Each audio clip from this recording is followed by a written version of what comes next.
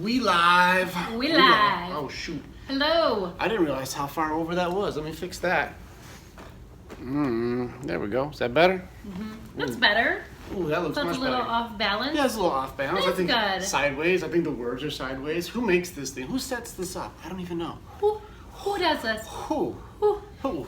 Hello, Jess de los Santos. What's up, guys? Welcome to another episode of Wine Wednesday, our personal development drinking game / cheat day with a purpose. Yeah.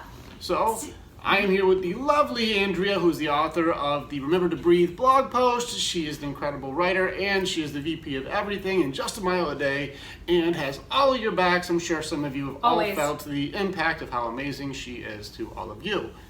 And I'm going to fix this camera. Yes. Oh my. And I am sitting here with the author of the book, Everything is a Choice. He had to get up real close. Yeah. And I'm sure at some point he's given his opinion and logical approach to most things. Did I make this thing so much more crooked? The Just a Mile a Day words are I don't even know. completely You straight. keep changing it up, but it still looks the same. Let's roll with it today. Whatever. Let's Here let we this go. thing do what it does. So tonight we are very excited to talk to everybody and I think give some clarifications on how we handle certain situations. So this came up on Saturday night. Should we talk a little bit about that? Let's get into some of the changes we're going to do for the people who are new to our show. Wine Wednesday's been around for almost a year, and we usually would say the rules for Wine Wednesday are when somebody gives a sassy look back and forth. Are you having a hard time here? I can't with him today. Okay. He's just trying to love. He's just trying to No, love he's us. not. He's being weird. If we usually give a sassy look to each other, you put cheers glasses up or you put an emoji for us to drink, and we drink because Hi, Bobby. we have made it too sassy. Problem is during our personal development drinking game and all of our development we've been doing with ourselves, we've been giving a lot less sassy looks, which makes this a lot less enjoyable. I also did tell him tonight, maybe we should have said this after this live, based on the topic. We'll see. We'll keep that rule in there for now. Before you know it, my glass will be empty. It's true. We'll keep it in there for now. But also we're going to change it up to make it so that, or my sassy voice. Or when I Right. repeat Remember he was doing other that? voices Yeah. for a while. So, dude, stop it. You're going to make us drink. He's just trying to show love. And I think he's trying to get his bones so he can make a bunch of noise. That's true. And so we're also going to change it up so if there's something you agree with, something you're like, I like that point, good topic, I like that, or what you said made sense to me, I can relate to that. You can also throw up cheers and some wine glasses or something, and we'll all drink with you on that one. So here's the new stuff. Cheers to you guys. Thank you for joining us on another Wine Wednesday. Yes. So tonight's topic is a unique one. And yeah, we can get into our story on how this topic came to be. On Saturday, we were having a party with people, and we love interacting with people all the time. What? And people were giving us their interpretation, I know that, of what it is for our Wine Wednesdays. And say, you're so unrelatable sometimes, but then sometimes you're very relatable. And sometimes I'll agree with Andrea on the topic, and I'll very much disagree with your way. But then sometimes you make sense and I'm with you, and I go back and forth. But the problem is you feel so unwavering. It feels like when you say your point of view, there's almost no way to try and go against that because you seem so solid on what that is. And Andrea will be more flexible because it's emotional. What is with Bone Guy here today?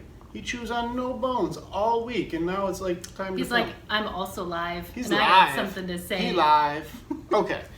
So the conversation came up as to why is it that we're this way? And this is where the conversation of both sides of the coin came up in conversation. The both sides of the coin is there's a heads, which is the side that's going to be very logical. This is the part where it says this is the direct, shortest path to what it would be for a solution. This is the part where it's absent of all of the emotions and it's very logical. And tails would be the emotional intelligence that you would have for something, how much emotion goes into the feelings that you have, why things are the way they are. And this is why on our show, I'm usually going to be the more heads and she'll be more tails, which gives it both sides of the coin. The reason this is good is because some people have no idea why things are so rigid on my side and maybe more flexible on her side. It's because they're both necessary to complete the coin. And so this is why we're going to get into the conversations why things are our way, like my way, and why things are her way, and how you would be able to connect to each side of the difference.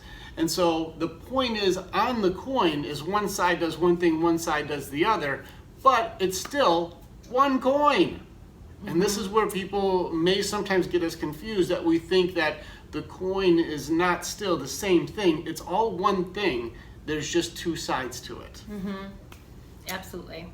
I'm kind of dominating the topic so far, but I'd like to hear your point of view as from my emotional side. Yeah, so I can look at things very logical as well as Rick, but I tend to go, I can see both sides. And I think when I hear and see both sides, I don't necessarily put it into one specific category. At least I don't think that I do. I can understand for what it is. And so if something naturally is more logical, I can say, okay, in my mind, I see this as being more logical, but that doesn't mean there's not an emotion attached to it. I truly believe, in some of the conversations we've had, that emotions always win. That is my thought process, because I think with anything that is logical, many times we do attach an emotion to it. And so I've tried to come up with other situations and other ideas of when that wouldn't be the case, and there are some that is the case. But more times than not, even when something is logical, there is an emotion that's attached to it. And so that's kind of where I stand. It's not just black and white, this is logic. Technically it can be, but what is the emotion for that thing? And a lot of times there is one attached to it. And there's a both sides to it. I almost feel like we should almost kind of tap into the conversation that we had yesterday, because you called me and you had really good questions on this topic. And so I wouldn't be opposed to kind of reliving some of that, because I think that if people could have listened to that conversation, it probably would have helped a lot of people out with some of their own stuff. So yeah, let's have that conversation again. So I called him yesterday morning and I said, here's my thought, hear me out. It was like first thing in the morning. I'm like, I literally was just waking up. So I'm like, I don't mind. Here we go. And my question to him is, do you think emotion, well, I put my case down first, and I'm like, I think emotion always wins when it comes to emotion versus logic. What are your thoughts? And what were your thoughts regarding that? I said, as far as the way things go now, I would agree that people are far more emotional than logical in most situations, because our feelings take over and it makes it difficult to see a situation clearly. So when it comes to a reaction to things, people generally will go towards the emotions that they know or have seen. If you grew up in a very aggressive household, people will be aggressive. If you grew up in a passive environment, you'll be passive. And so I can see those things going that direction based on what you know. On that same sentence, it's based on what you know, which means when new information is introduced to a position, like you learn new information, you then have to attach the emotion to that information on how you see it, which some situations are just a thing where some people will see it one way, another person will see it another, but it doesn't change the situation, it just changes the perception of the situation. It changes, I feel like it changes so much more than that, even though it changes the way that we go into that situation. It changes the way that we connect with that thing, the way that we handle it. And one of our conversations was about emotional eating. And that's the one thing we talked about. And I'm like, when it comes to emotional eating, it says emotional, right? All my life, I've always known what I'm supposed to do in order to lose weight. I know that it's portion control. I know I need to work out. But knowing that's a logical thing, I already have the information. The emotion that I attached to that thing was a negative emotion. I would challenge you, because that's not what you usually called it.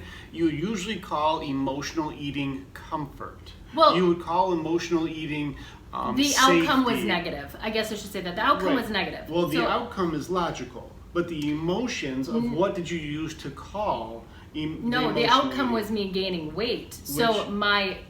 Gaining weight is not an emotion. That's a result. But it's an emotion that I gave food to get the result that I had, which was gaining weight.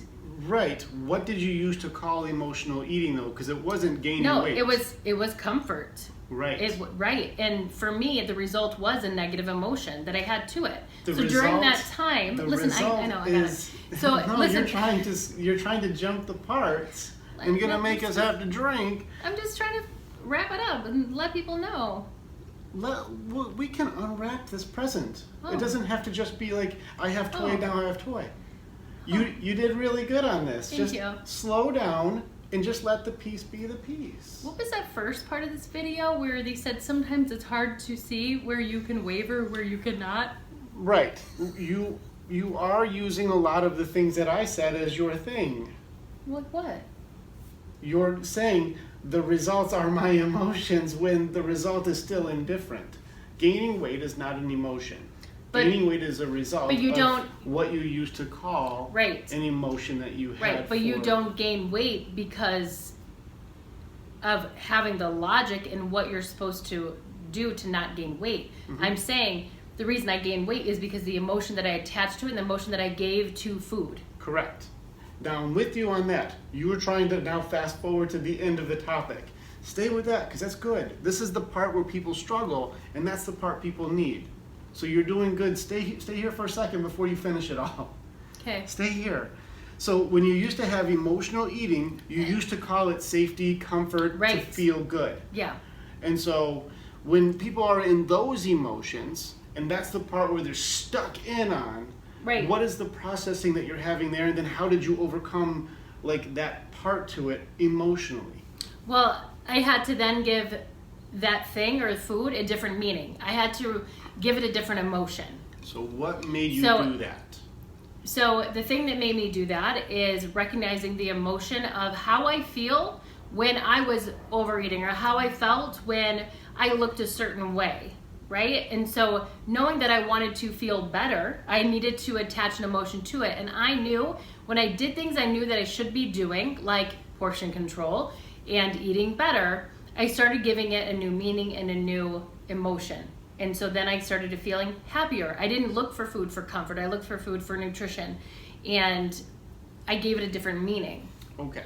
Now, before we move forward, I want to repeat what you said. Just so, this is the way that it sounded, and I want to make sure that I'm not jumping to a different conclusion. Okay. You said that the reason that you stopped doing certain actions is because you had feelings that made you feel like doing things different. It wasn't because you learned something new. It wasn't because a different perspective was introduced. It wasn't anything logical. You only just felt like being different. It was because I gave it a different emotion to it and understanding what emotional eating was. But where did because why did you choose the to do a logic different of emotion? it did not change because I always knew what I had to do. It's the emotion that I gave to it that made it change. So when was that point? What emotion had to happen for you to go, now I just changed my emotions?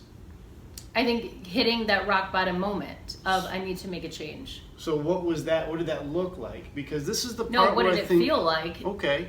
It- Because what you're trying to do is skip any new information being added wasn't part of your decision making process. You just felt different. No, the outcome was always this. The outcome and what I needed to do was always there. The logic behind it was always there. If Eat that better, was- portion control. If that's not emotion. That's the logic. That's what I said. Well, okay, the logic part of is there information available? Yes. There's Right. always information available. Yes.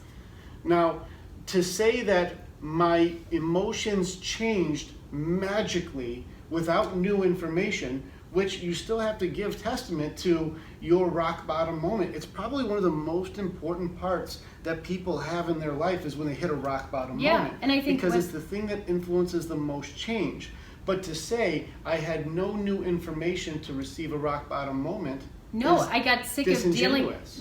I don't think so. When you get sick of feeling a certain way for so long, What happened to have the rock bottom moment? I honestly, just remember looking in the mirror like, I don't like the way that I look. I don't like the way that I feel. That's new information that you may not have had before to make it so it was impactful enough to change. So the logic, absent of what the emotion may be, is this a good look or a bad look for you? And you Right. say, this is a bad look for me. Now what are the emotions you attach to that moment? And you go, the identification of this is not the way that I look, that I want to look, Right. makes me need to change things. Right. So there's a combination. It can't just be only an emotional thing. There's also information change or an information processing that I've been doing things with this emotion that has Right. led to this scientific conclusion of this is not a way I like to look. Right. And that had to change. Yes, in which case then you apply a new emotional difference, but now you did start going on a quest for information to learn better ways to do it. And I think that that's the part where you can't deny that you went on a quest for knowledge to apply your new emotion to your knowledge that you were Well, I finding. think naturally I started ingesting things that were better for my health Based on what? based on the information that I was receiving from people that I knew. Which is the logic parts to it. Sure, but none of that, even having the logic for all those years, if my emotion towards it didn't change, I didn't have that rock bottom moment, it wouldn't have changed. It still would have been an emotional eater if I didn't go through that. I'm not against what you're saying on that. I No, acknowledge your rock bottom moment. Rock bottom moments, and this is something I do write about, is a very profound moment that happens to us that makes you go, oh, I can't keep doing things the way I've been doing them. Now, if it was only an emotional thing, and this is the thing with I challenge most emotions, don't always just switch. There has to be a thing to make you look at it differently.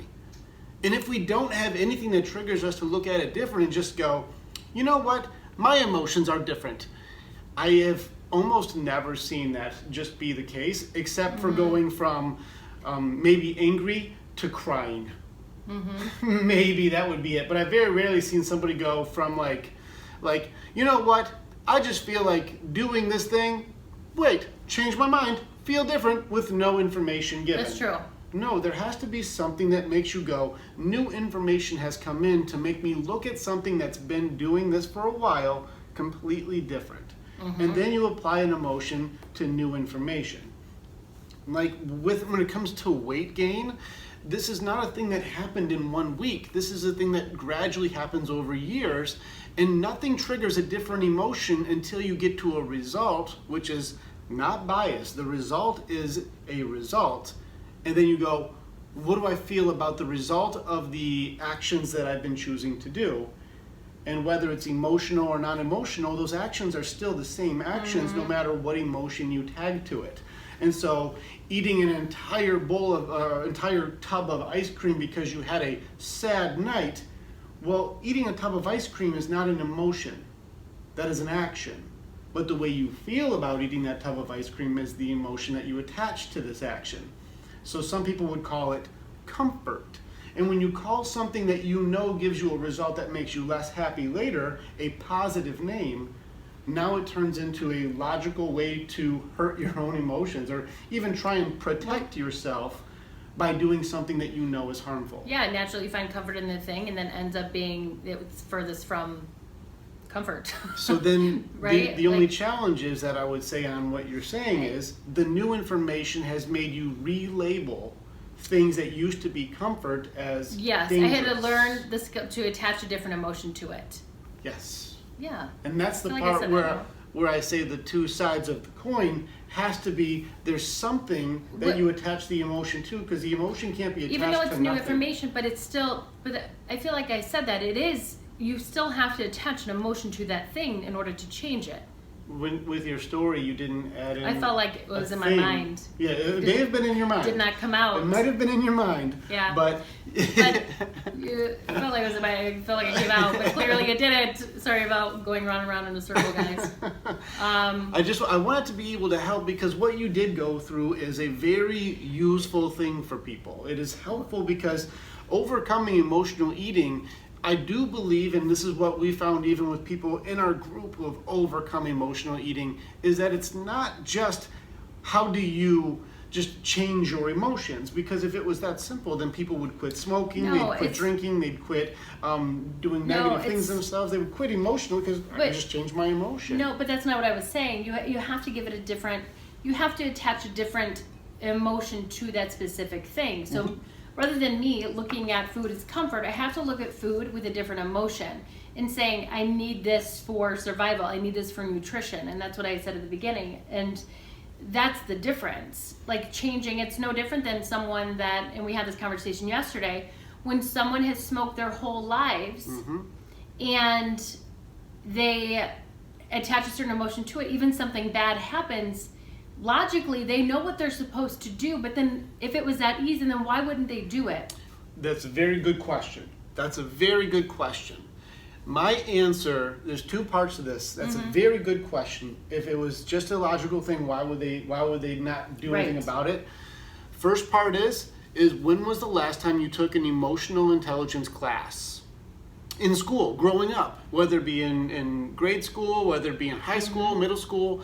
When did you have a how to handle your emotional intelligence class? We had math, science, gym class, but I don't remember there ever being a how do I deal with my That's emotional why I'm sitting here today. intelligence class. There just wasn't. There just wasn't that class. And so one of the most important tools that you can practice is never even discussed growing up.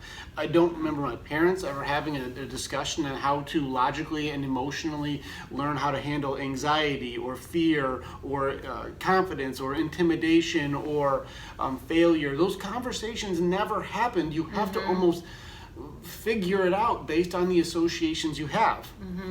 So since there's no practice and there's no class for this, how would anybody be able to identify and then be able to make these changes based on information that is never given to you? How is it possible for you to develop a skill you don't know about?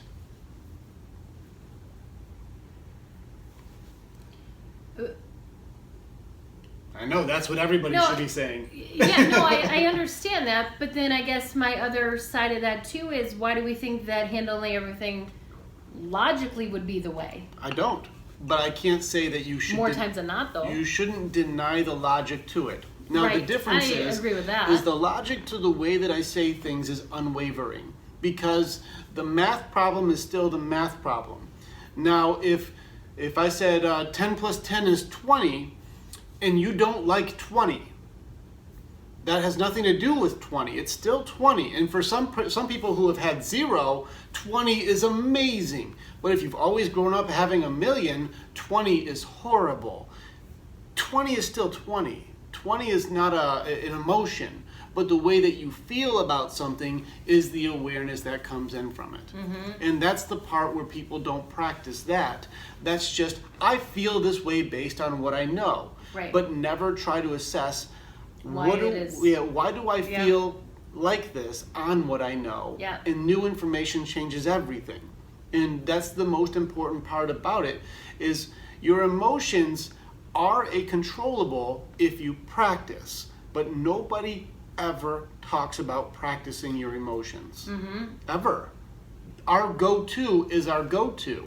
And It's- usually as we get It's older, a natural response. as that we get when- older, we see more stuff. Right. And it changes our emotions. We also, right, you're absolutely right. But also, as we get older, we continue without training and practice.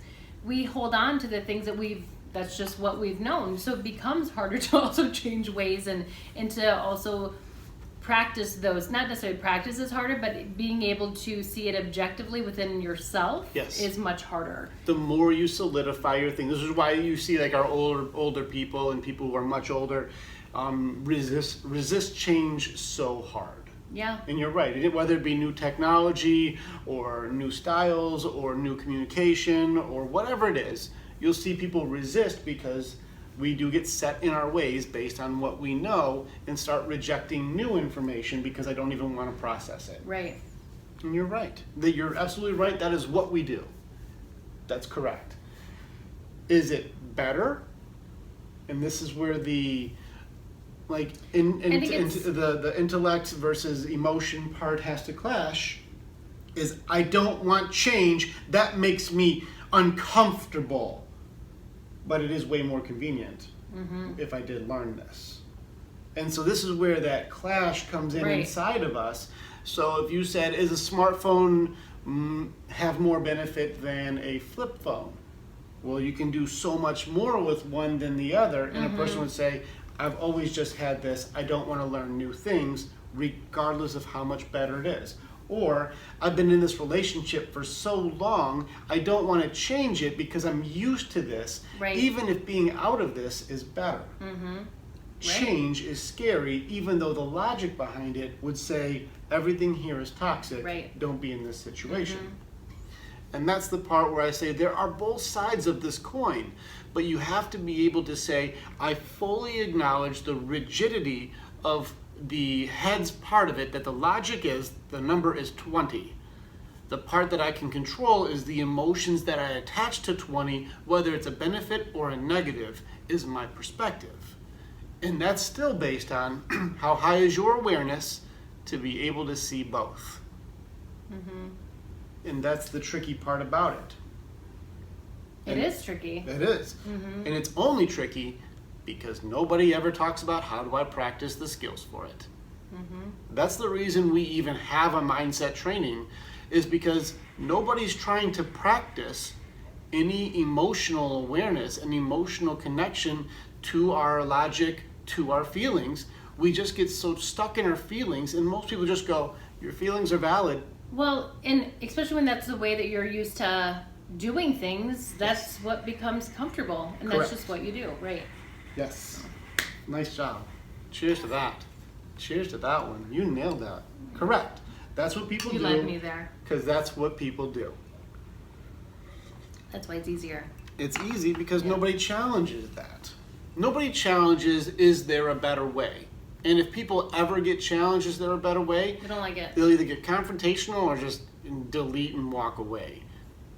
But that's the thing with new information, is there should be a processing to it. And this is why it's good to hear the other side of the story. It's good to hear somebody else's point of view, because it gives you information to process in a different way. Right.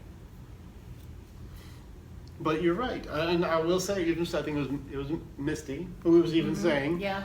she was saying, your point of view is so rigid. My point of view is the math to it. It's important to know the math, Yeah. but you I think- should also know the emotion. Right. And I think, yeah, it can come across like that because you see it for what it is. I see it for, yes, but most things that are logical, also people attach an emotion to it. And you're very much like, yes, I understand that there's an emotion attached to it, but it still is just this. And I'm Still like, 20. but don't you see? We understand that that doesn't change, but also what we give it meaning to is real to us. That's a real thing for us. Correct. You know, and I think that's where the balance is, because you also can't be non-emotional about everything and just look at everything very logically too. Correct. And there has to be a balance with both. Always. You're right. The only part that I usually end up finding conflict with is if I go, hey, that answer's 20, and they go like, I don't want it to be It's 20. 21. I don't want it to be 20. I'm like, Right. you can not want it to be 20 all day. It's still the correct answer. You're like, well, I hate 20. I don't want it to be 20. I'm like, that's Still- I understand what Right. you're saying. It doesn't change the answer, Right. even if you don't like the answer. And that's the part where I think people have the most conflict, is they're like, I just wish it was 50. I'm like, I can appreciate that you wish it was 50. I also wish it was 50.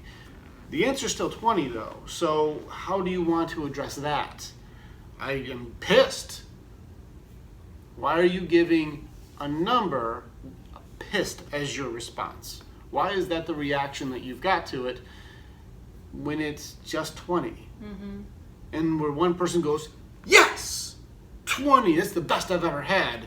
Another person goes, I freaking hate 20. It's the worst. It's still 20. It's still just a thing. That's just a thing that Right. is. And the way that you look at it is a controllable. I honestly do. I do believe it's based on how much information you've taken in on this subject gives you a different perspective, which is why I would say older people who have been around much longer will look at something that used to stress them out and they're past it as like, whatever. Where a younger person will be like, this is the worst thing that could ever happen to me. And they'll go, no, I did that one and it gets worse. Right. And that one doesn't matter. I equate it almost to like, if you took a high school student and took them into grade school problems. Yeah. You're like, grade school problems? I'm like, if only that was my problem today, Yeah. that would be wonderful. Take a college student and give them middle school problems and be like, seriously, I would be happy to have those problems again. Take somebody who's owns a business versus somebody who's just been an entry-level employee. Yeah. You're like, you know what, I'll switch your problems all day. Depending on where you are on your own journey, Right. you look back at stuff that used to be a maximum level stress, but because you have new information Yeah. and new perspective, which is logical, I Yeah. learned new things, now you look back at old things that gave you emotions with a completely different outlook on emotions because you attach a different feeling to a problem you know the solution to. Absolutely. If you know the answer, it doesn't stress you out. If I broke this shoelace, the answer is get new shoelaces. Right. Instead of going, I can never wear shoes again. Right. My life is ruined. I'll never be happy. Yeah. I know the think- answer. Yeah. And that's logical. Right. Right. Right. Yeah. You're right. I would like to hear how you feel about that. I don't have a feeling about your shoelaces. I wear Velcro. Just kidding. Just kidding, I don't. Okay. Ask some questions. Let's ask questions. Well, Yeah. give us Misty's a- on. Hi, Misty. And Misty, thank you for inspiring this Yes, conversation. absolutely.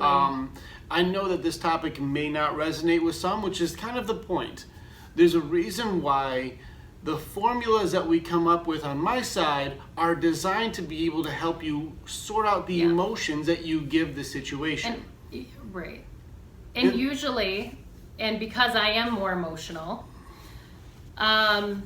whenever we have debates or conversations, my initial thought will be irritated. And then after I hear him out, one thing I find is that I end up giving the same freaking advice to somebody else that's in the situation. I'm like, dang it. You do. He's right. You Again. do. It's Damn it. so funny. It's so irritating. Sometimes I want to be right. within the Not. same breath you do it. Yeah, maybe. No, I've seen you do it. Also, there's times where you get emotional. No, Never. I'm a human. I'm Barely. still a human. Barely. So I think Barely? that no. I am But still a human. But I think, like I said, everything, or like we said, everything is a balance. But it is, you do have to sometimes take a step back from your own emotions and it's so hard. It's really hard. Especially when you've attached emotion to so many things, especially when it's something bigger in your life too. You've attached emotion to it. And then when someone logical comes in and tells you, well, you just look at it this way, and this is what you have to do, it doesn't make sense. It will piss you off. Our resistance Because you're like, kicks how do you even know? You've never even been in my situation. All these emotions come up, right? Because that person that's sharing their logic doesn't have that connection to the same thing that you do, which in moments can be refreshing because they're giving a different perspective.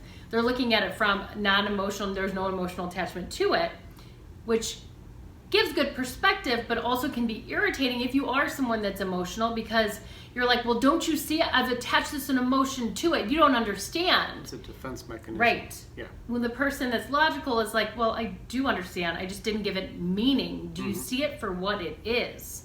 And I think that's where a lot of the learnings and practice comes from. If we take it out or we imagine one of our friends in the same situation, objectively, what type of advice would we give them? What does that look like? Because then we're taking the emotion out of it. Yeah. It's very difficult. When you're in the middle of it, and this is what I write about it in one of my chapters, is I call it the blast radius.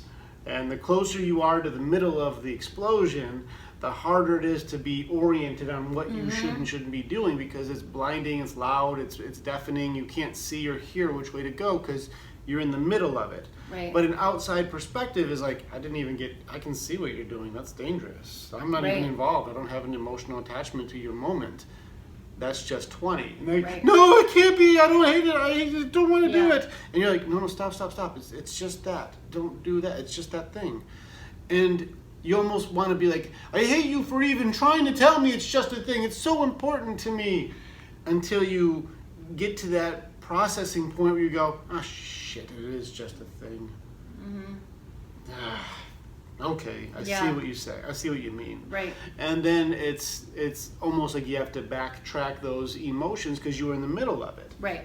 Outside That's the perspectives hardest. are helpful. It is helpful. They really are. Yeah. And it would be one of those things where I've made jokes in the middle of, like, even where we get into some heated conversations, where imagine there was some sort of a logic computer system to remind you in the middle of the conversation what you're doing. Like I would burn it. No, I'm kidding. But if it was in the middle of it, where you say like, yeah, what about this? Did not acknowledge, ignored her point. You're like, yeah, well, you're wrong. Completely blew off his perspective. Like, yeah, Can you no imagine? way. And you'd be like, being very rude, too aggressive. If there was a robot that told you, like, here's what you're doing, being defensive, and you're not right, you'd be like, hold on, robot. Then you start getting mad at robot. It's one of those things where we would probably stop our momentum because we would realize what we're doing is not the way we like to be treated, which is a combination of both sides of the coin. Like, do I like being treated this way? Do I even care? It's one Right. of those things where you have to sort it out. So, pretty funny. Yeah, agreed. What does Sarah say? Well, I gotta hit the button, guys. What does Sarah say? I'm gonna get a little rude. She said, that's why you need an outside person to help you see more clearly. Nailed it. Because sometimes we let our emotions overwhelm us and cloud the issue. You're absolutely right. Why don't you take the floor for a little bit? Come on. You got this. Okay. What other questions do you guys have? Yeah.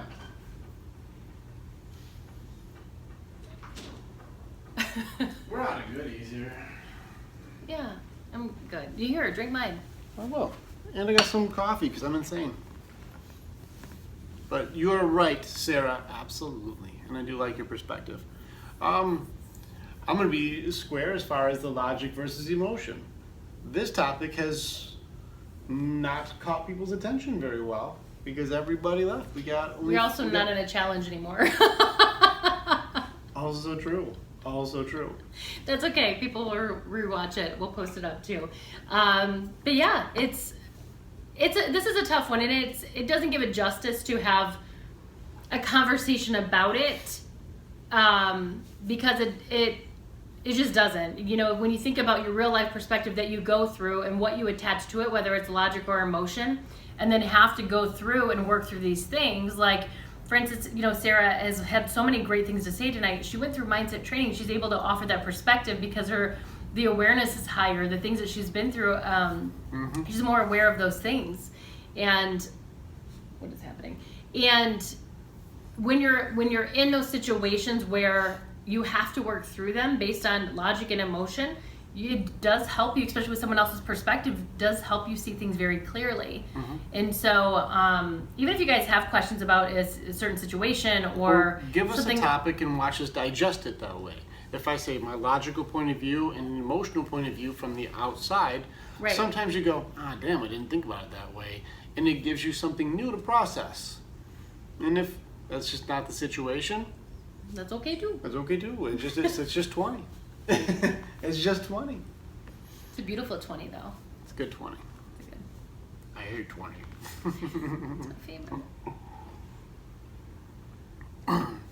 But no, I think this is a good one, and it's something that I do want people to understand as far as why are we the way that we are in some of these conversations where people will lean towards you when you do have more of an emotional grasp to it, and it's hard for me to connect to because I'm like, we're skipping the fact that it's 20 and you're saying only that it feels bad or I don't like it. And I'm like, it doesn't change that it is what that is. True. And that's a difficult part where some of our conversations will have where the answer has nothing to do with the math to it. It's only how you feel about it. And I'll say, yeah, well, you still only have that many things. You're like, I hate that though, or you don't understand what it feels like. I'm like, well, I mean, I had a different color, but I had the same thing, you know? Right. And that's why I really I find it disingenuous often when people go like, you could never understand because you haven't been through my exact thing. But I think that people do that because if somebody reacts or responds differently to the same situation, you still try and defend your stance without absorbing how could I have done it differently. Because they've attached an emotion to it that you can't connect to because you've given it a different meaning. And so I do think that's partly true. If you go through something that's more of trauma, something trauma related, you don't really understand it. We've had this conversation before. You don't understand unless you go through it yourself because you give it a different, it typically will be an emotional attachment that you have to something.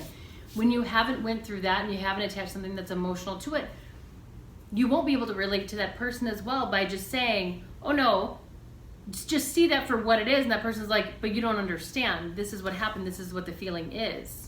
That's dangerous to me. And while people will still hide behind the shield of you don't know what it is, what's dangerous about that is you don't allow new information in to be able to attach Not that new they emotions. don't allow it. I don't think it's that. I think Well, people you don't might understand what I've been through. You could never understand. But when you approach it from only a logical perspective and you're not empathetic or listening to how they feel about something, you will rub people the wrong way. Yeah, you don't know what I've been through, so you can never connect to it. You don't know. You don't And know. then, You don't know what you're talking then we about. get into You don't know. choices, You don't right? know. You either choose to share or you don't. You could see how this is what Sure. people do But- is they put up those defenses, Sure. which while what you were saying, because I was still listening, was correct, most people shut that down Right. because you're in the danger area of I- their China's job. And you can't go through and knock over stuff. That is true. However, if you're a highly opinionated person and you do speak logically about things that are emotional thing, people will naturally, I think, not want to share because they know where that's going to go. And I've seen it happen where if you have someone that you have a relationship with or connection with or friendship and they know that you're going to hear them out, you're going to be able to say, you know, no, I can't understand what you've went through. I know that that's, you know, must have been a lot for you. Tell me how that feels. Tell me, you know, and you're talking about it. Where someone that's logical for yourself, you'll listen to a point, but then you'll be real quick to say, but do you see it for what it is? And when someone's been through trauma, that's the last thing that they want to hear is you to tell them, well, this is what it is, because it almost admits the emotion part of it. And I think that's where the trickiness comes from. But admitting the emotion part of it is the therapy. Once you get to that point, Which but means being in that denial takes- still, which is one that's of the attaching steps. a different emotion to that thing, though. That's Yes. what needs to happen. Just like you said with emotional eating. Right. Yeah. But my whole point is, I think you nailed the Oh, point. listen, I may have nailed it, but I think that it's important for you. I think it's Tell important for me me how to you get my feel. point across really quick because I see you do this. I see you do this with people. You just did it right. And this is why, right, but You did a I good want to talk job. about you. Okay. So this is why, though, that people will say, oh, you come off sometimes a little bit more rigid, right? When they are meeting you or they're sharing something, and not on mindset training, that I don't think that's usually the case, but usually like in social situations because you are very opinionated. And so I think in that situation, you will get pushback because they already see you coming in as, okay, this is how you're going to handle it. So I'm just not going to talk about it because I know he's not going to understand or he's going to challenge me and I'm not ready to be challenged, but I also am not there yet. I feel like that's a very arrogant way for someone to stay, but the reason why is because if somebody was a mathematician and they're an expert mathematician and they win math contests and they wrote their own math book and they are a math wizard, that's what they do. Right. And somebody goes, I don't want to have a math conversation with them, they're always right and I don't want to deal with that shit right now. So I'm just going to dismiss them or not get into a conversation with them. I feel like that's a lot of arrogance that has to happen in that aspect because you go, I don't even want to entertain this. Like, what are you afraid of? Like, you may learn something new. But if somebody goes like, oh no, I've done that math problem and I understand your struggle. I've had a struggle when I did that math too. here's the thing that helped me be better But at that we're- math. Right. But Well, I don't want to hear the equation. Yeah, I think that in some situations that'll work, but I think in other situations it doesn't, because if you haven't been through it, you don't understand. I think You that's a agree. shield. I No. think that's the shield that people put up because they're afraid to face it. No, I disagree. I know you I do. disagree. Why do you disagree on it? Because I think I've been in situations like that when you go to share with someone and they address things from more of a logical approach. You don't feel like you can connect with them. Even if they have a good idea, you'll listen, but part of you will say, like, at least for me, I'll say, well, in my mind, they don't really connect, where I can, until I attach a different emotion to it, I need to be able to do that. But that's by your someone saying, that's your defense mechanism, like Maybe. you said earlier, to protect yourself by not letting that information I don't- in. possibly. Like, you could never understand what I've been through because you never went Well, through it. I think it's different. I think when you're quick to give your opinion about something that you haven't been through and you want to approach it in a logical way, when it's a highly emotional thing that's happened to someone, that doesn't work. I really truly think it doesn't. I think I agree with this point you just made. yeah, that's what I was trying to say. No, I know what you're trying to say, and I agree with that people will put their emotions so strongly on their opinion that they won't be able to assess that anybody else could understand. What I think that I've found is that if you take a step back and look at equations on, like, what are the people's situation? What is this situation? They went through a very difficult divorce. Well, this person also went through a difficult divorce. Right. Yeah, but the names are different. They could never understand each other's blights. I'm like, no, they know loss. They Right. know pain. They know how they know they've been through a difficult ordeal with somebody, Right. and because the names are different or the situation was a different location, doesn't mean they don't understand loss or pain. And that's why I argue that falls under loss. That falls under grieving from losing something important to Right, you. but- and that's still the equation. Sure. The name doesn't change loss or pain. Right, but approaching it from if I had someone that died that was close to me and you say, well, don't you see what that is? That's just loss. I'm like, you don't understand. Loss is the most difficult thing we go Right, through. I So, know. So it would be It- also as far as, like, it's only loss. That's the wrong way to approach anything. Loss is the hardest thing we go through. So, I don't say it that way. It's just loss. Deal No. with it. Like, No, that's but not what I looking say. at, right, right. But if you can identify that this is the grieving process I have to do, and you know where you are in it, which is just knowing your own Yeah. information, then it gives you a different way to attach emotions to move forward instead of my identity is the loss that I've shared. True. And that's the emotion and logic working together instead of saying my emotion says this happened to me, that's who I am now, Yeah. instead of ever processing new information. Yeah. But it would be like somebody who's lost 4 family members trying to tell somebody who's losing their first one, here's some things that I've found that help, and saying, you didn't lose my family member, you can't understand. No, and that's maybe I'm not being clear. I'm just saying, as far as approaching an emotional situation with logic, especially when it's something that's more severe, is very difficult. That's all I'm saying. All right, what are these people saying? I can't even see. Someone's saying something and I don't know who it is. Let's check. I barely could read Sarah's earlier. All right, Sarah says, Thank But you for if- sharing, by the way, Sarah. thank you, Sarah, thank you, Amy.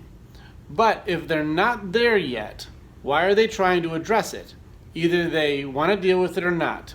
Either way, Choice, yeah. they want to try working with him or they don't. Incorrect. And that's part of the journey for all of us. Everything is a choice. Everything is a choice. I'm not against Yeah. that because I don't tell people how to live. Maybe someone isn't ready to be logicked yet. I like maybe, that. maybe they just need a hug. Right. I think it's okay for someone to not be ready to talk about something traumatic yet. Logic can be super off-putting if you aren't ready to hear it yet. So I hear Agree. I hear what Agreed. you're saying, and this is the part when I talked about earlier that nobody ever has a class about emotional intelligence and how to process grieving and loss and pain and trauma. there's no class for this, which means you're left to your own devices always to sort out, how do I deal with these things? And when somebody says, I'm not ready to even take in information to make it better, well, my logic part to the coin says, why would you not want to learn something to make it better?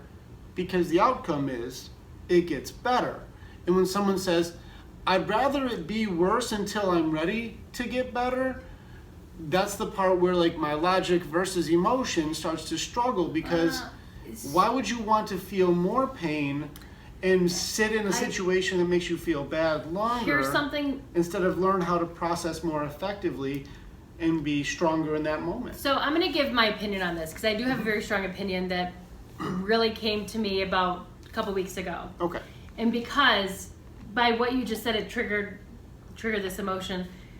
But when you go through something emotional and you have that logical perspective of let me offer new information, it almost, you're wanting to speed up the process. And based on what you said, it's someone that's emotional, we have to go through the process of dealing with it, right? And going through that process. Not against you. Just to correct you, Yeah. I did not say you don't go through the process. I just said go through the process more efficiently. Right. You still go through all of the same stages. You feel You're just every single emotion. Yeah, you still feel all of them. You're just more effective think- in how you go through them. Okay, and so I guess I agree a little bit, and I also disagree, because I guess this is where I find myself a lot of times, and what I'm just now realizing after all this time, almost being 40 years old, I'm like, aha, got this. But one thing I realize that I do is when you go through the change process, that I go from knowing that it's there to just accepting it, right? Or just saying, okay, I'm over it, I'm done, I'm moving on. I'm very quick to like jump steps and jump the bridge, when really what that means is that I'm not dealing with it, and I go back into the denial stage of, wait a minute, you haven't even dealt with this. You're so quick to move on, but you haven't addressed every single emotion that you need to go through in order to heal.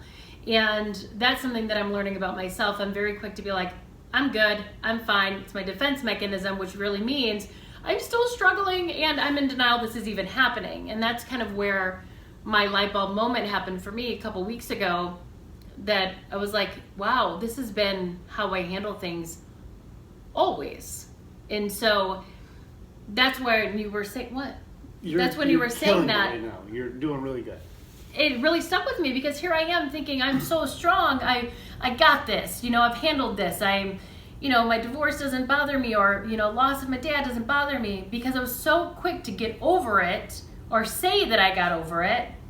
That I was denying that it didn't happen. I wasn't feeling the emotion around it, even though I'd feel it in the time, but I would say I would get over it so quickly. I'd act like it didn't happen. It's the weirdest thing. It was the weirdest thing. And now that's what you call protecting yourself. protecting myself, which is also denying that anything just happened. Living in denial. And then what happens is someone says something to you, and you're like, then I start bawling my eyes out, and they're like, well, you must not be over it. I'm like, I am over it. I'm over it. But it is an important lesson to learn, because in those moments, that's why emotions are so important. The process is so important. I know you just said that you're saying you're not going through the process, but in that instance, looking at it a logical perspective, like, I know the stages of change and I know the stages of grief and how they work, but I was skipping so many emotional phases that you never got closure. That I didn't get closure, and I didn't accept that that's what happened. And I jumped steps without even dealing with it. And so now I'm having to backtrack and go back and say, okay, are you really dealing with this? What does this now look like? And so I think that's where, when it comes to emotion versus logic, that part emotionally is so needed to go through in order to feel it, so you can truly move past it or start to heal. Yes. So I just had to share that, because it's something that really stuck with me, and speaking to some of my friends, like, the stuff that they also go through too in a different way. Yes. So the equation of what they're going through is the same equation. And if they're skipping steps to get to the answer without understanding the answer, it leaves it unfinished. Right. And that's what you said was very well said. That was very good. But it's hard when you're in it because Always. you don't see that you're doing that, and that's something that you're doing. You just know that that's just what I do. This is what I've always done. This is the way I cope with things. Mm-hmm. And then you get to be 40 and you're like, wait a minute. Well, and that's part of the breakdown for the emotional intelligence the practice to it. and the understanding, yeah. And what you're saying, and this is a great testament to what you're saying, is you're adding the new information in to make it so that you can add new emotional attachment to it. That's both sides of the coin. It's not just my emotions, because you've been doing by just your emotions always, which is run away, don't deal with it, deny it, I don't want to deal with it, I'm good. Which doesn't actually give you closure, which still makes you literally a walking volcano at all times. But you've also seen me, you've been there for 2 family members' deaths that I've had even this year. Now, because I'm able to process through all of my emotions on those isn't denial. It's just I'm practicing my emotional awareness and intelligence to be able to say how much I love those people, and I accept the moments that have happened, and I have closure with their passing because that's part of my emotional intelligence I practice. Mm-hmm. It doesn't mean I didn't care or I'm just trying to deny it. Right. I fully embrace how much I loved and appreciated those people. Thank you for the lessons because you've made me a better person. And now I can move forward with the knowledge that you've given me for you being in my life. This is not a lack of love, but a full acceptance of love. And this makes me stronger moving forward versus denial where I feel like I'm always drowning in loss. Mm-hmm. And that's what I mean by the emotions are still there, but my logical awareness of those emotions helps me to gather the positive information that I need to close this chapter effectively and feel good moving forward. Mm-hmm. Doesn't mean I did not experience loss. It doesn't mean I didn't go through a denial phase or a grieving phase or anything where I tried to bargain or any of those. I still go through phases. Yeah. But I'm able to move through more effectively by recognizing I'm in this phase and I accept the terms and conditions to this exact situation. What can I use from this to make me stronger? What things do I need to close the chapter on? And now let's go ahead and be stronger forward because the loss that I'm experiencing is really just because I won't be adding new gains. Mm-hmm. And that makes me feel closure. I feel comfort in that because I can accept the beauty of my loss. Yeah. That's an important sentence. I accept the beauty in my loss, which is something people deny because the reason you feel sad is because you're losing something that you have value with. Mm-hmm. But the reason that you feel sad is because there's value. Mm-hmm. And by being able to appreciate the value you've gotten makes it a happy experience and not a terrible experience. And this is a very advanced technique for people to go through. This is not easy, nor is it an instant you just get it. No, this is an intense amount of practice to do, and not one class have I ever seen even tries to help people see it differently. Right. And death is a tough one. Loss is a tough one because everyone feels a different way and a different emotional connection about that thing. And so everyone's at their own right to handle it how they want. Absolutely. So, and they are. Yes. And this is why I say that everything is a choice perspective. On the logic part to it is, do you enjoy the outcome of the way you're handling it? And if your answer is, I'm not feeling good with the way that I'm handling it, being able to accept new information allows you to strengthen your ability to handle it differently. Yeah. And I think it depends on the timing. Because it does depend on the... What? Your shield. It does depend on the timing because sometimes I'm not ready. Like I need to feel those emotions, or I'm not ready to get over it yet. Or sometimes I race to get over it because I don't want to deal with it. That's the shield. You're right. But it's important. Did I say don't feel the emotions? No. You still feel the emotions. You just change your efficiency of making it years of feeling sad to Yeah, that's why I said being it's about able the to go maybe time. Like months it's of feeling sad. right. That's why I said it's a timing thing, and like everyone has their own time of what they're supposed to go through it. And I do challenge, like, how much time should we tell people that they have to go through something? We shouldn't do that. I've never done that. No. Never once. Okay, I'm just making sure. I've never once told somebody you have 2 weeks to get over the loss of your parents. Like, right. never. No, I'm not saying that. No, that wouldn't make sense. It wasn't. It's because everybody's at a different level of a class that's never been taught. Right. That doesn't make any sense to have an expectation on somebody else to get over something. It's just know that you're working on the acceptance part of being able to say, what did I get from this and how can I use this effectively to make me better? Mm-hmm. Instead of saying, feel bad for me, I went through something bad. No, but, and Where do people get stuck though? I don't know if it's, people are like, feel bad for me. They're like, no, I'm seriously hurting. Like, feel how you want, but this is how I feel. That's how you feel. Right. That's not how everyone feels. Right. People, No one- you've had the conversations where like, don't you know how tough this was for me? Sure. People do. If that sometimes becomes your new enjoy. identity, then I think that's different. It's exactly Yeah. it. Is if you start becoming, you realize that people are like, I'm so sorry for your loss, I'm so sorry for your loss, I'm so sorry for your loss. How much attention do you start getting because of your loss? And you see that dangerous I drop do. become some people's identity.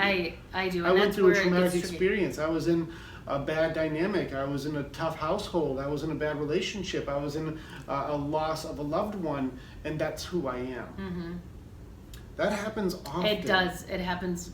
And so, because A lot, you yeah. go into denial doesn't mean other people don't embrace the negativity. And this is where the choices come into, are your emotions helping you or are they Mm-hmm. hurting you? And at the end, when you start saying my detriment is my identity, you start realizing you're also isolating because people have to always look at you as a victim.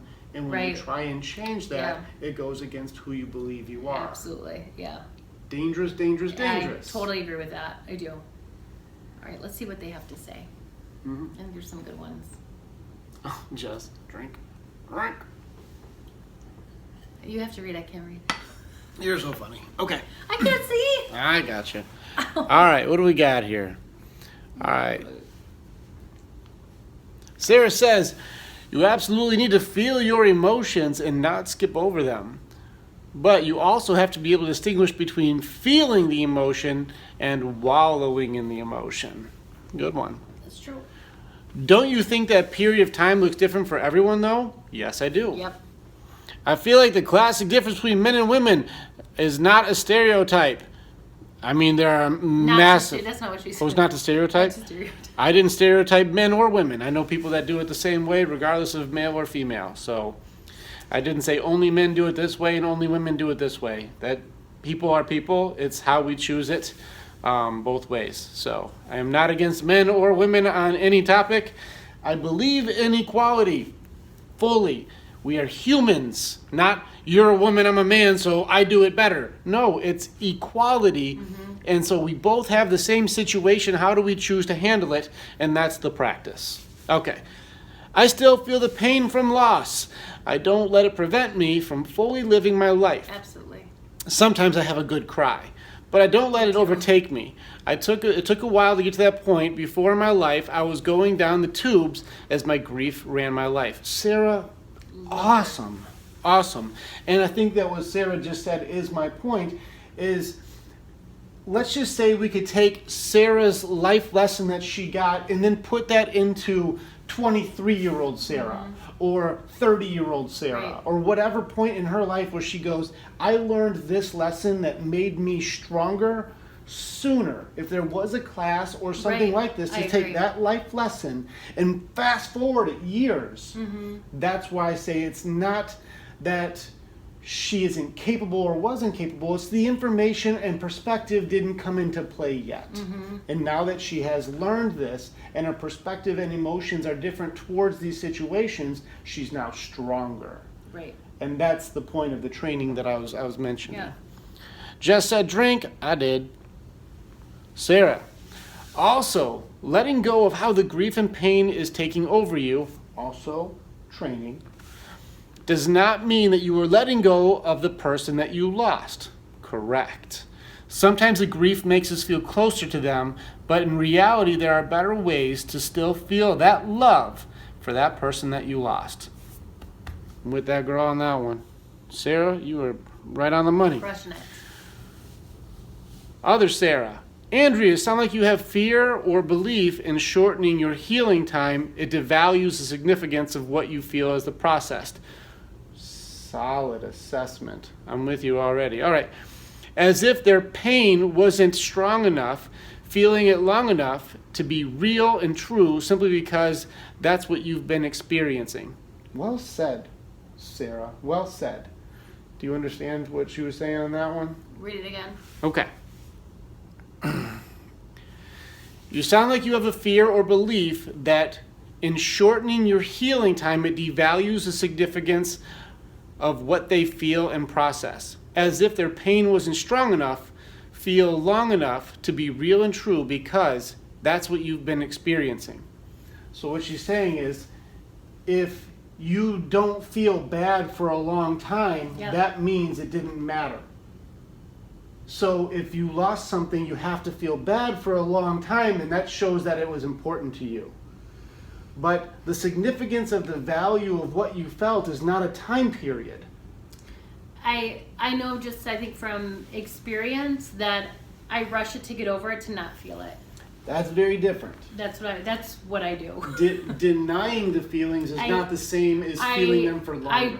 I do, so I don't have, I try to get over it quickly so I don't have to feel it. Mm-hmm. That is what I do, unfortunately. Yeah. And so now I have to go back, and the time that I should have spent healing from it, it comes up later in life, and you're like, now I have to heal from this, and that's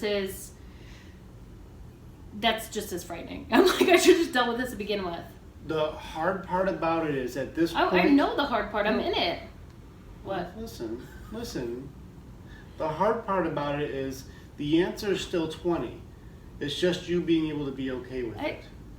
I understand. Yeah. You're like, yeah, it's 20, it's 20, it's 20. Fine. That's fine. why, yeah. It's And I'm like, well, how do you feel about 20? I I'm feel fine. like whatever. I'm good. I don't care. Skip it. Yeah. No, and I think that's the other part too. I do keep more things inside than I do let out. And so that's the other thing as well. Because I'm like, I'll just figure it out on my own. We'll figure it out. I don't have to talk about it. I don't want people to know And how by I feel. figuring it out is not Honestly, figuring it out. that is one of the reasons I started this blog, because I needed a place where I could just write, and it has helped me heal in some aspects and brings up a lot of emotions, and it's been the best thing for me to be able to let that out, because I clearly know this is something that I do struggle with. Mm-hmm. Yeah. Yeah. I I think like that, to move on quickly and not face things that are like tough. this topic. Yeah, I'm done. Can you tell them? Like, I'm good. Let's go. I'm getting okay. It's getting too much. I'm done. I'm done. But that's such a good point, yeah, Sarah. Thank you for sharing. Yeah. Maybe you're right. I gotta go. It's time. Maybe I gotta go. You could be right. Anyways, let's end the show. Well, you can tell so easily get uncomfortable. Thank you, Sarah, Good for catch. sharing. Yes, Good catch. Absolutely. Amy Wagner King says, Rick, you are wildly sexist, and I can tell that you only like men and hate women. Stop. Just kidding. That's not what she said. All right, she said, I didn't say... We're going to have the children conversation to get Amy stand for that. Yeah, Just we're going to kidding. talk about the kids. All right, she says, I didn't say you were against men or women. I think that men logic and women emotion. Women try to make men emote, and then women try to make women logic. Both sides have value for sure. Neither might be ready to hear it yet, though. Yep. That's what I meant by the comment, not saying that there aren't any anomalies to the rules. Correct. She's like, oh my God, stop. By the way, my loss was losing my parents 40 days apart. I ended up relapsing after 17 years of sobriety. It took me 2 years to get back on track. Sarah, thank you for sharing that one. And your advice is very, very valued because you've been in it. And this is the part where, on what you said earlier, I'm just going to use Sarah's thing before I make jokes with Amy a second. The thing that Sarah just said is, she's able to relate to you saying, I'm grieving through a loss of a parent, because she's gone through a loss of a parent. Mm-hmm. But I think that when people say, you could never understand what I've been through, what she's saying is, I understand extreme loss. You're going through extreme loss, and when people say you can't understand because you haven't been in my exact situation, that's the defense mechanism to keep people away from helping you understand different ways to process loss. Yeah, I understand that. That's not what I'm doing. I'll listen to people's I opinions. was going by just Oh, the okay. topic You said said you, earlier. and I was like, wait. Okay. Just the way that you described the Yeah, topic. it's fine. Defensive. Let's not talk about it. You got Just your kidding. And I just have to give Sarah O'Bannon a shout out too, because every time, and I know it's been a minute, you guys, I apologize. Life has been nuts. But every time that I put up a blog post, she always gives me a different insight and something different to look at, and also just the encouragement. So I want to thank her for that as Very, well. very It's appreciated. so appreciated, Very more than you valued. know. Mm-hmm. Thank you, Sarah. Really do. We really do appreciate you Yeah. a lot. Really do. So that was good. And Amy clearly thinks I'm wildly sexist and thinks that women are better than men. And you So- hate children. And I hate kids. All of which very untrue. I Can you did. imagine someone's tuning in right now? Yeah, right. It's their first time watching the show. This like, guy. This guy's an a-hole. Yeah. No, I definitely very much appreciate you guys' opinion, and I do acknowledge there are vast differences between the way men and women process. I think the problem comes in is when we don't accept the value in each other's point of view. If you say my feelings are the only thing that can make sense on this, versus saying there could be a different point of view, that's very different, and that goes for both sides. And so if there is more emotion that can be attached to it, the difficult part about emotions is that they change so quickly. 1 second you'll feel bad, next second you'll be okay. One thing will make you happy, another thing makes you sad. One thing will make you get really, really angry, and another thing will be like, that makes me laugh. I can laugh at it now. That's the hard part, is when someone goes, well, I got the answer's 20, and you go like, that makes me so angry, and then later you're like, I'm glad we got 20. And you're like, it's still the same, but it's hard for me to connect with the emotion as it is an evolving, changing thing, but the number 20 is still 20. And I hate that I'm using 20 all the time in this video, Yeah. but it's just an example that I'm trying to say is that the logic to it doesn't change. That is still the same. But the way that we feel about the thing is where the conflict starts going in, to where it'll be at a different level for both people. So if women are more emotional and men are more logical, there's value to connect in both. But it is difficult because guys are also not taught to show emotion, because it's viewed more as weakness than strength. And that's maybe a totally different topic to get into.